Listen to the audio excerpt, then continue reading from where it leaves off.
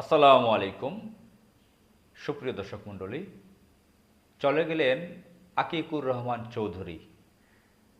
আমি যার কথা বলছি তার বিষয়ে হয়তো ইলেকট্রনিক্স মিডিয়া কোনো আলোচনা করবে না, হয়তো কোনো প্রিন্ট মিডিয়া নিউজও করবে না। একসময় তিনি শিল্পপতি হিসেবে পরিচিত ছিল বাংলাদেশে। একজন শিল্পোদ্যোক্তা ছিলেন, ব্র্যাকের প্রতিষ্ঠাকালীন একজন ডিরেক্টর। তার বাড়ি সিলেটের হবিগঞ্জের বানিয়াচং। একজন একাডেমিক উচ্চশিক্ষিত ব্যক্তি, মার্জিত ব্যক্তি, ধার্মিক ব্যক্তি। তিনি নাস্তিক ছিলেন না, আস্তিক ছিলেন। অনেকেই মনে করতে পারেন যে ব্র্যাকের প্রতিষ্ঠাকালীন উচ্চপদস্থ একজন কর্মকর্তা তিনি কিভাবে আস্তিক হয়। তিনি আস্তিক ছিলেন, একজন বিশ্বাসী ব্যক্তি ছিলেন, নামাজি ব্যক্তি ছিলেন, হজ করেছিলেন, রোজা রাখতেন, ইসলামের হুকুম আহকাম সম্পর্কে তার ধারণা ছিল। এবং তিনি বিশিষ্ট ইসলামিক আলোচক ডক্টর জাকির নায়েকের আলোচনা পর্যন্ত বাসায় শুনতেন।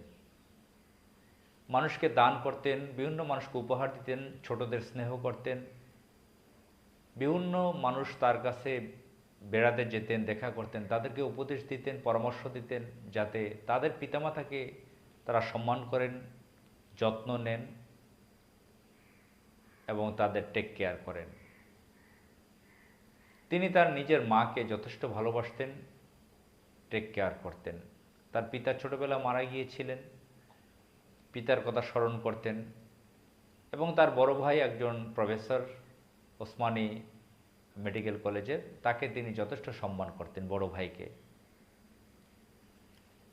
তার সাথে আমার ব্যক্তিগত পরিচয় ছিল, আমাকে যথেষ্ট স্নেহ করতেন, অনেক স্মৃতি রয়েছে।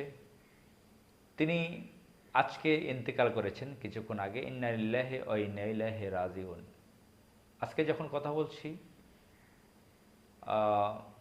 কিছুক্ষণ পরেই আমি তার জানাজায় যাওয়ার জন্য রেডি। জানাজায় যাব কিছুক্ষণ পরে। গুলশান সোসাইটি মসজিদে তার জানাজা হবে, বনানী কবরস্থানে তাকে দাফন করা হবে। তার বাসা উত্তরা। তার কারখানা ফ্যাক্টরি ওডেসা ফ্যাশন লিমিটেড, যেটা গাজীপুরের চৌরাস্তার জয়দেবপুর নলজানিতে অবস্থিত। আরও তার একটা নিজের ফ্যাক্টরি ছিল, কার্টন ফ্যাক্টরি, সম্ভবত তার নাম সাইহাম, সেটাও গাজীপুর চৌরাস্তার ভিতরে। তো ওডেসা ফ্যাশনস লিমিটেড এটা গাজীপুরের ঐতিহ্যবাহী একটা কারখানা, অনেক পুরনো, 1995 সালে প্রতিষ্ঠিত করে। তিনি এটার ম্যানেজিং ডিরেক্টর ছিলেন। তিনি কয়েক বছর অসুস্থ, বাসায় তাকে দেখতেও যাওয়া হয়নি, কিন্তু আমার বহু স্মৃতি রয়েছে তার সাথে। তার মৃত্যুর সংবাদটি পাওয়ার পরে আমার চোখে পানি এসে গেছে। বহু স্মৃতি রয়েছে তার সাথে। সেই কথাগুলো মনে পড়ছে।